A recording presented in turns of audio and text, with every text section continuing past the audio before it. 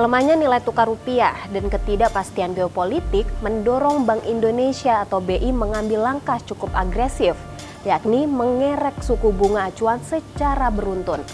Berdasarkan rapat Dewan Gubernur atau RDG pada 17 sampai 18 Juni 2026, BI memutuskan menaikkan BI rate sebesar 25 basis poin ke level 5,75%. Padahal di awal bulan yang sama, BI rate telah naik 25 basis poin ke 5,5%. Menilik ke belakang, BI mulai menaikkan suku bunga acuan pada Mei 2025 sebesar 50 BPS. Jadi dalam rentang waktu 2 bulan, BI telah menaikkan suku bunga acuan hingga 100 BPS. Di tengah gejolak yang ada, langkah ini mungkin rasional. Tapi di sisi lain, hal ini menandakan tekanan terhadap rupiah sudah cukup serius. Sampai-sampai risiko meningkatnya suku bunga pinjaman bagi rumah tangga, dunia usaha, hingga pemerintah pun diterobos oleh BI. Terus bagaimana nasib perekonomian nasional di tengah tren suku bunga tinggi? Well, tidak akan memukul perekonomian secara tajam sih. RI masih punya bantalan, pertumbuhan ekonomi, dan inflasi yang masih dalam sasaran. Namun, kondisi tersebut semakin memperkuat tren wait and see di masyarakat. Kepala Ekonom Bank Permata Joshua Pardede menjelaskan, meski masih di level optimis, indeks kepercayaan konsumen mengalami penurunan. Artinya, meski belum pesimis, masyarakat sudah mulai hati-hati dalam membelanjakan uang. Tebak, siapa yang akan paling merasakan dampak kenaikan suku bunga ini? Yap, kelas menengah. Mereka tidak masuk ke sasaran bantuan sosial, tetapi sangat sensitif terhadap kenaikan cicilan. Cicilan baru naik, dan di sisi lain ruang belanja juga makin sempit.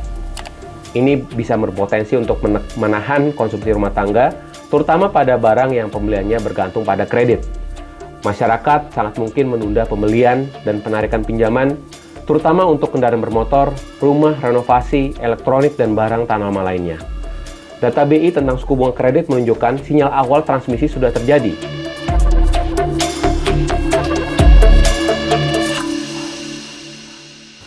Iya, kenaikan suku bunga membuat sektor properti komersial ketar-ketir. Bagaimana tidak?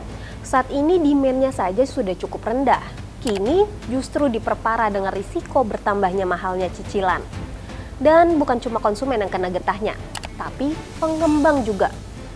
Sekretaris Jenderal Dewan Pengurus Pusat atau DPP Real Estate Indonesia, Raymond Arfandi, mengungkapkan pengembang terjebak dalam dilema.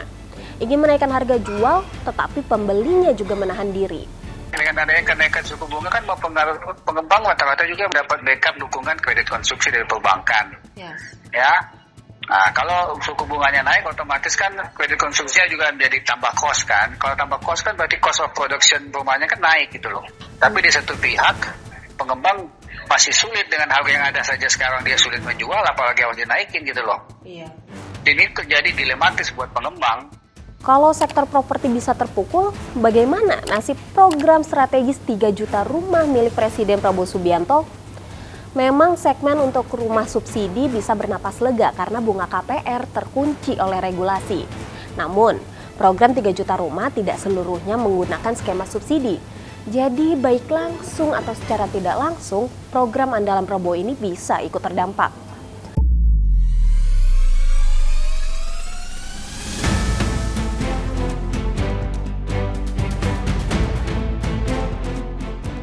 Apalagi terkait pembiayaan, Asosiasi Perusahaan Pembiayaan Indonesia atau API menyebut kenaikan suku bunga bakal berdampak langsung kepada calon debitur yang mengajukan cicilan atau pinjaman baru, bukan nasabah dengan cicilan yang telah berjalan.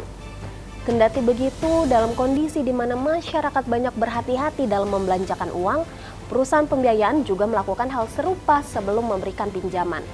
Wajar, sebab tingkat kredit macet alias non-performing financing sempat mengalami peningkatan. Itu kan sudah terlihat dari pertumbuhan pembiayaannya sendiri kan hanya 2,08% di bulan April. Sempat kita jatuh di 0,6 di bulan Maret. Walaupun di Februari sudah di atas 1, terus turun 0,6, baru tumbuh lagi 2,08. Nah, dibandingkan dengan perbankan kan kita memang masih lebih rendah. Perbankan 9% yang saya dengar. Nah, jadi prinsip kehati-hatian itu udah diterapkan sama kita semua. Pertanyaannya, apakah kelas menengah bisa mulai menghela napas dengan adanya sinyal membaiknya ekonomi global karena perdamaian Iran AS? Tidak juga. Kesepakatan keduanya cenderung rapuh dan Bank Sentral AS masih memberi sinyal suku bunga tetap tinggi. Paling relevan saat ini, BI menahan suku bunga di level 5,75%. Di saat-saat seperti ini, kita juga tidak bisa melupakan peran pemerintah. Otoritas fiskal sebaiknya jangan mengambil arah berlawanan dari kebijakan BI. Sebab stabilitas ekonomi tidak mungkin lahir dari kebijakan tunggal. Saat otoritas moneter mengetatkan ikat pinggang, kebijakan fiskal harus hadir dengan terarah dan tegas. Sinergi jadi kunci roda perekonomian tetap berjalan tanpa ada kelompok yang terlindas di tengah prosesnya.